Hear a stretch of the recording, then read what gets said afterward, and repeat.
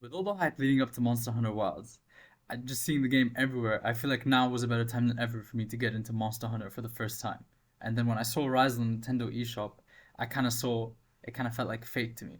Especially when I saw how good it looked on Switch. Like I knew it was initially a Switch exclusive, but when I saw the gameplay footage on Switch, I was blown away. It was like I was looking at a Breath of the Wild type game. When you compare like Monster Hunter to a more recent Switch big game like Pokemon Scarlet and Violet, it's very jarring, and for me it was something that was very much needed because I had been going through a period in time and playing games on Switch where it felt like everything I was playing didn't really have that graphical power that I was longing for when I used to play on my PlayStation. And picking it up on Switch and seeing those beautiful graphics again really made me kind of fall in love with the gaming again in some extent in terms of graphical fidelity instead of always just playing games for a specific art style, like a pixel art style, which is very much like the kind of main demographic of games, of indie games that people play on Switch at least.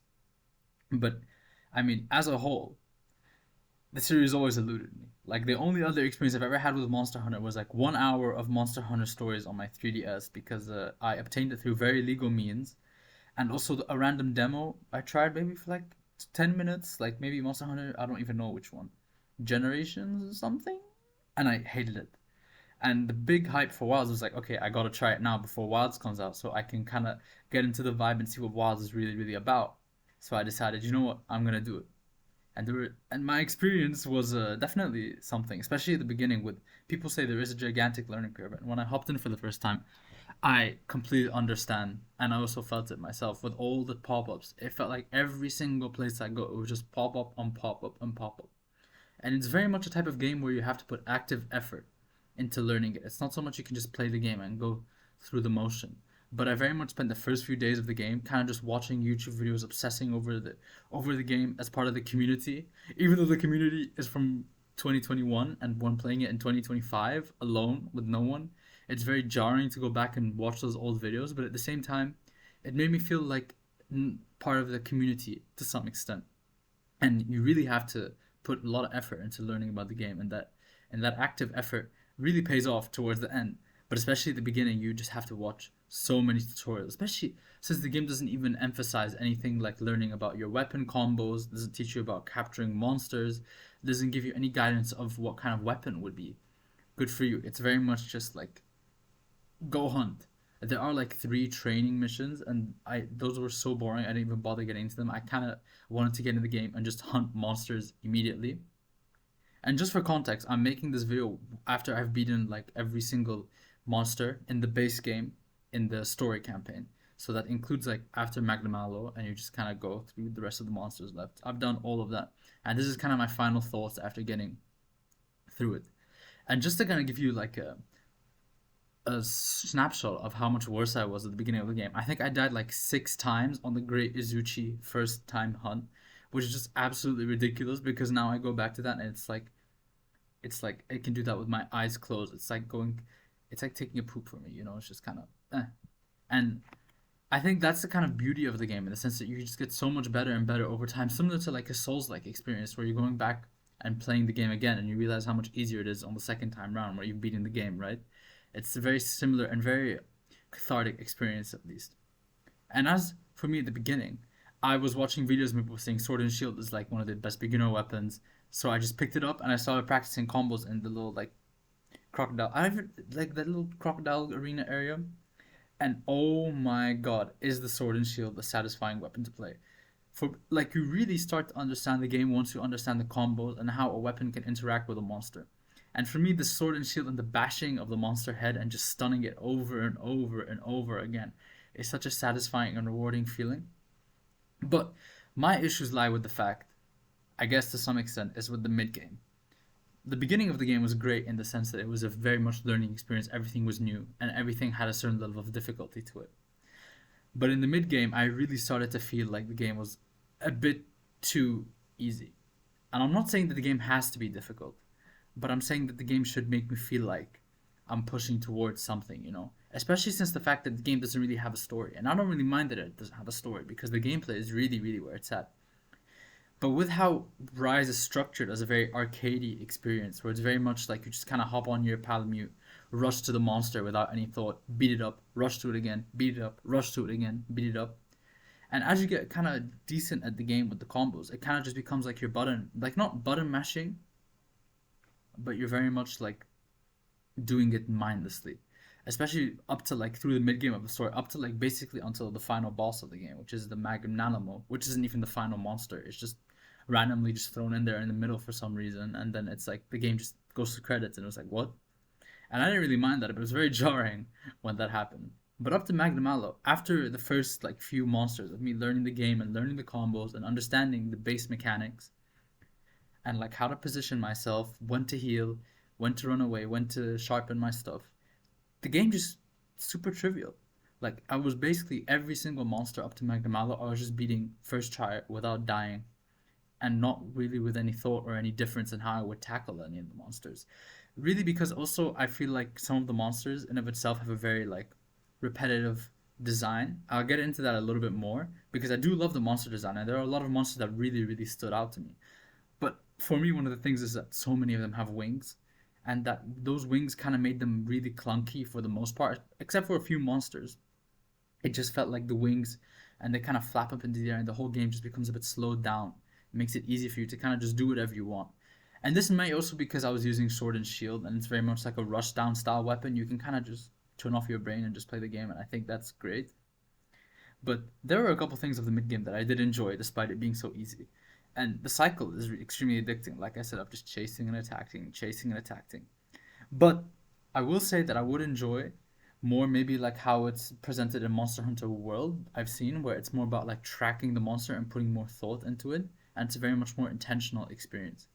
And I think for me, that's something that I would probably enjoy a little bit more as opposed to this kind of arcadey experience because it kind of takes away from this like AAA experience that I kind of expected going into the game. And maybe that's my fault, but at least from what I had understood, it's Monster Hunter is about hunting monsters, and it really felt like in Rise I was just chasing down and beating up monsters. But that being said, there are some things about Monster Hunter, specifically in how the monsters react to your weapon and how the weapon feels, which is really great, especially in the mid game when you're just kind of blowing through it. It's really satisfying seeing the monster kind of recoil when you hit it, and seeing your weapon hit and slam, and you feel it. You really feel it as a player. And then the monster going through different phases, even if it wasn't really identifiable those phases for the most part, because I was just kind of dealing with every fight the same way in the mid game. It just felt, even if it was like that, it still felt great to play, and I think that's one of the best aspects of Rise is that your weapon and the weapon you have and the monster you're fighting both intertwine in such a way. It's like a song and dance, where when you know what's gonna happen when you hit a monster in a specific way, and you really feel how your weapon interacts with the monster and how the monster reacts to you. And I really think that's where the core gameplay lies in Rise. And I really wish that was expanded upon as opposed to the more arcadey nature, especially because the game doesn't really have like a very vivid world to explore. Like we're talking, we have the Camaro Village where you get all your quests, right, basically, and upgrade your stuff. And I'll get into the upgrading cycle and the main gameplay loop later. But you have your Camaro Village, and you have like 5 maps to go through, and those 5 maps you can kind of blitz through in a couple minutes. And sure, they're beautiful and they're fun to go through, and there's lots of little secrets in each map. But at the end of the day, there are 5 maps in a very arcadey style. Like it's very small, limited, and especially because you know exactly where the monster is gonna be because you can literally just track it and just blitz to it. It really feels like it's great for pick up and play, and that's something I really value in a Switch game, especially, and in most games actually. I really like the pick up and play nature, but it kind of shows to me like it kind of highlights the potential of the game, similar to how people talk about Monster Hunter World, which I have not played, where it's more about the intentionality behind your actions. And I really think this intentionality behind your actions only really comes into effect after you beat Magnamalo and during the Magnamalo fight, when the game just becomes a lot harder for not for no reason, but I'm glad that it becomes a lot harder. Like Xenogre, for example, that Thunder guy absolutely destroyed me every single time. And shout out to like Mizutsune. That was probably one of my favorite fights, honestly. I've done that fight a couple times. Just because I love the bubbles. It's so ridiculous and so fun at the same time. Even if it's not that difficult fight. That satisfaction finally kicked in. And it really felt like the monsters kind of had a more varying design towards the end, even if they were all just big bad guys.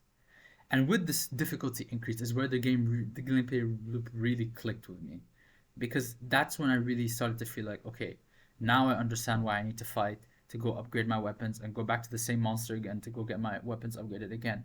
Whereas before, it's like, why should I need to upgrade my weapon or my armor if I can just beat the monster easily?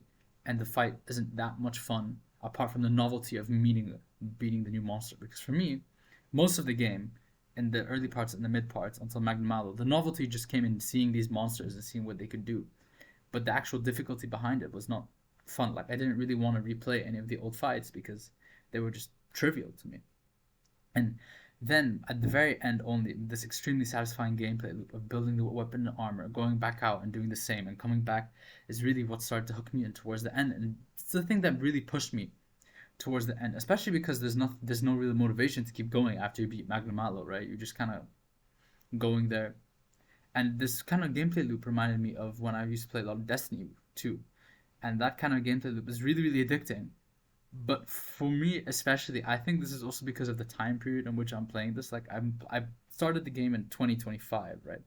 There's not a lot of new players playing Monster Hunter Rise in 2025 when Wilds is coming out like 1 month later, you know? And for that reason, it's very difficult to get people to play with. And the thing I've experienced the most is that even when I do hop on online lobbies, which is, I did try it a couple times. It's fun to go on online missions, but at the same time, it's like I'm playing with people who are leagues ahead of me, and they can just either I can't do basically any damage to the monsters that they want to fight, or any monsters that I put through the quests. They can just blitz it immediately, and there's no fun in that. So for me, I kind of missed out on the online experience, and I can really see why people play the game for so long because of that online experience, and I can see the grind of the game as you go through over many years of playing the game, especially since it's a more live servicey style where you're getting constant like content updates and then you had the DLC come out. But for me personally, playing the online, especially as a solo player, it just felt a bit lackluster when everyone's so much higher level than me. The level gap is just impossible to break through, you know? And for me, this was kind of the most disappointing thing about Rise because I could see the potential. I really can see the potential of playing the game. But as a single player, like solo experience, there is nothing there that's really that satisfying to you until you reach the very end of the game. Granted, the end of the game doesn't take long. Like the story missions, I think it took me 20 hours to beat every single monster solo, and doing like other stuff as well, like not just doing every single mission back to back to back. So it's very much like it's a very disappointing feeling in the sense that you're always chasing the sense of trying to fight this bigger and badder monster, and at the end you're limited by what kind of monsters you can fight simply because you bought the game at a later date and you're not part of the community anymore. And it kind of reflects the state of live service where it's like if you don't have people to play with you as you start the game just it's very difficult to have a game cemented in its history. And I get it also because it is a great game, but at the same time there are a lot of things lacking. Like the monster designs are wonderful and they're very memorable to me, especially mostly the ones without wings are the most memorable to me. There was also that mud snake. I can't remember his name, but I hated fighting him just because of how difficult it was. And that's one of the moments that really the game clicked with me because I was fighting and it was difficult for me to go. But at the same time, it's like I feel like to some extent, like if I fight the Anjanath, which is the T Rex with the feathers. When I first saw the trailers for the game, I'm like, oh my god, there's a T Rex. And I was so hyped to go fight this Anjanath and the T Rex. And then I just blitzed it in one try. And that kind of big monster, and then all of a sudden it's just easily cut down for me, really, really ruined the experience for me. That being said, though, that being said, I am still really, really hyped to play Monster Hunter Wilds whenever I can get my hands on it because I am a Switch player and I don't have a next gen console. So whenever I can get my hands on it, I'm very excited to play it. Especially because Wild seems to be leaning more in the world's direction of like being hunting and tracking the monsters, having a big expansive world. But they still have the mounts because I really, really did like the mounts, honestly. Like the mounts in of itself would be very fun and made the game very much a repetitive gameplay loop, which I did enjoy. And I really can see myself, and I think I would be. Just I would find myself picking up the game a bit, doing a couple hunts, and then putting it back down like 20 minutes before bed. You know, that's the kind of gameplay that I see in Rise. And whilst that's great, I don't think it really fed to my expectations. And whilst you can argue who is this guy to talk about his expectations about Monster Hunter Rise, but at the same time, when we're talking about a big AAA release, even if it's on Switch, I don't think that should diminish the experience. When you look at other Switch big open world titles, you have like The Witcher 3 on Switch, Red Dead Redemption on Switch, you have Breath of the Wild and Tears of the Kingdom on Switch, you know? And it's really a shame, even if the game is so great, and I love the tempo of the game, It's really a shame that they couldn't get more of Monster Hunter World, from what I've seen at least, into Rise. And and there's two other things for me that also really kind of ruined the Rise experience for me, is that even though I really enjoyed watching a bunch of YouTube videos to learn about the game, I wish there was a better way it was explained, because like half of the things I just did not know anything about. Like the whole buddy area, I had nothing. I literally had to watch like a 1 hour video explaining each part of the buddy area and why they're important for me to start using the Meow scenarios and the Argosy and hiring buddies in this. And I'd still played the whole game just with my two basic guys. I called them Renga and Jenga, little matching guys. And I love the little matching outfit to get with your little matching sets. But that's one problem for me. And just the learning curve as a whole. I don't think it's that difficult, especially if you have someone to explain it to you. But as a solo player, and as thinking about the game in history and cementing it as lifetime media, that's where it becomes difficult. Because when you look at other games in the past, like other Monster Hunter games in the past, and I haven't played any of them, but just inherently because they're from the past, they're made to be played.